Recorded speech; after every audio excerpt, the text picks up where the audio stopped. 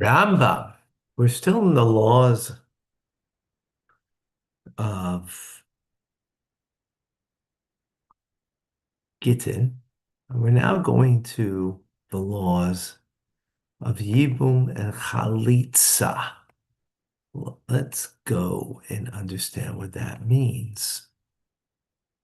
Okay. They contain three mitzvahs, these laws. Two positive and three and one negative. The first one is to marry the widow of one's childless brother. Right?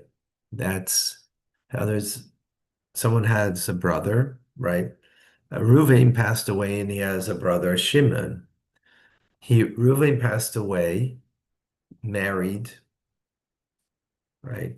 And having no children. He was childless. So Shimon, his brother, it's a mitzvah for him to marry his brother's widow. Second obligation is to free her of the obligation through chalitza. Now, they both have a choice. They could go to do what's yivum, which means um, her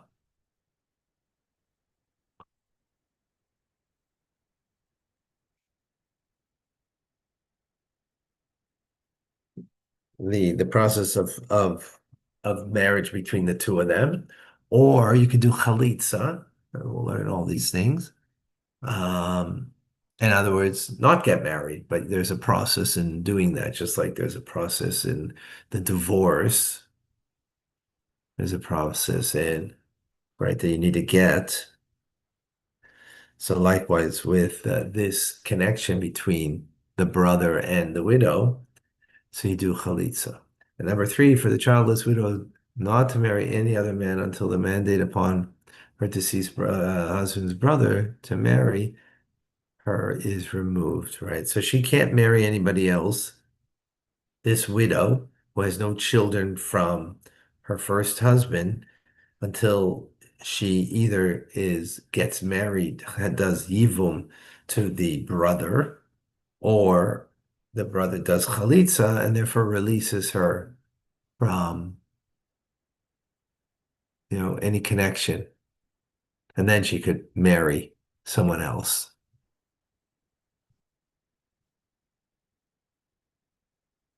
Oh, give me 1 second.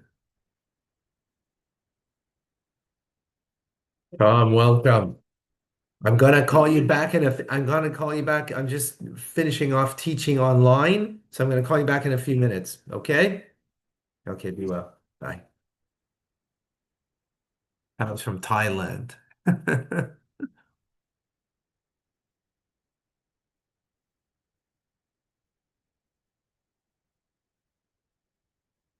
Okay.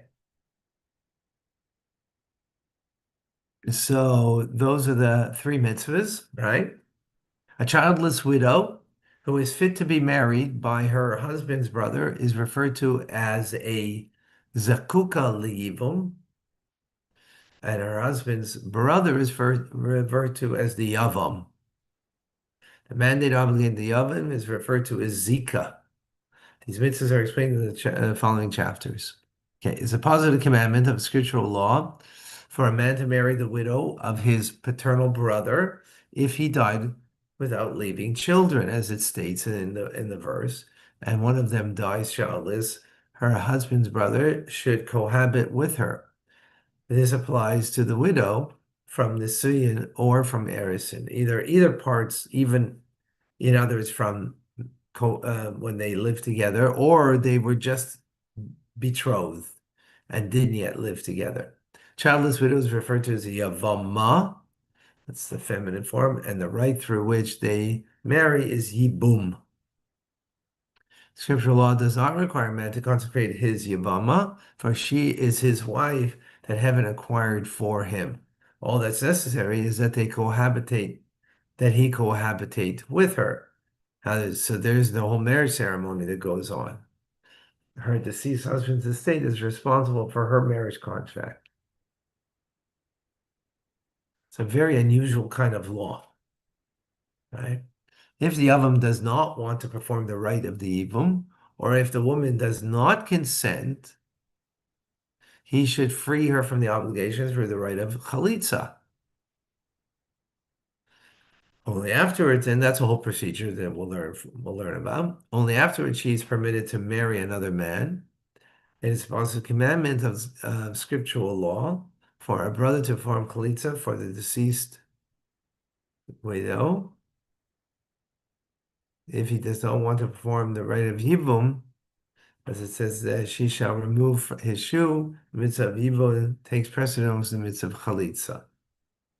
Today, not. We don't do Yibbum today, as we'll learn. We do chalitza. I've never actually been to a chalitza myself. But a year ago, there was a chalitza of someone that I do know, whose older brother passed away. Childless. So today, yeah, we just do chalitza. In other words, that they don't get married to each other.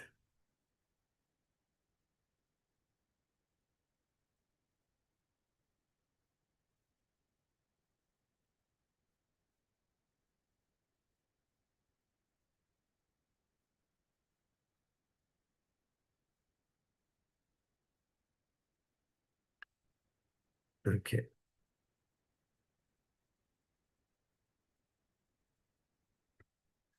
Halacha number 3. The Torah's words, when one of them dies childless, should not be interpreted narrowly. When the deceased has a son, a daughter, a descendant of the son, or a descendant of a daughter, as long as he is left progeny. That's the idea. If he's left progeny, then this whole process, this whole mitzvah does not apply. Whether from the woman to whom he's presently married or from another woman. His wife is free from the obligation of chalitza or yibum, right? So he has progeny. It doesn't have to be from her, right? Even if he has a descendant who is illegitimate or an idolater, the descendant frees the descendant's wife from the obligation of chalitza or yibum, right? So the progeny means a Jew, and it could be a Jew that's an idolater, right? He removed himself, but it is progeny, right? Um,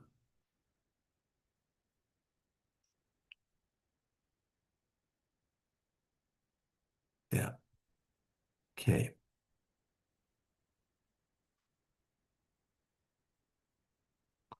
Okay, folks. What's going on here?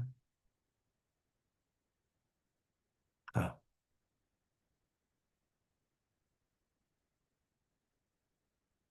all right. Just to share some good news. And that's why I got a little,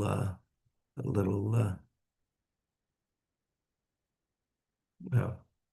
My youngest daughter, Leah, had her second daughter. She just gave birth. So mazel tov, mazel tov. She just gave birth just a few hours ago, and she only have simchas. So we're going to end now. Mazel tov, Rabbi. Many Thank more you. Thank you. nachtas and simchas. Amen. Only. Thank you so much. Be well. Yeah. Bye. Thank you.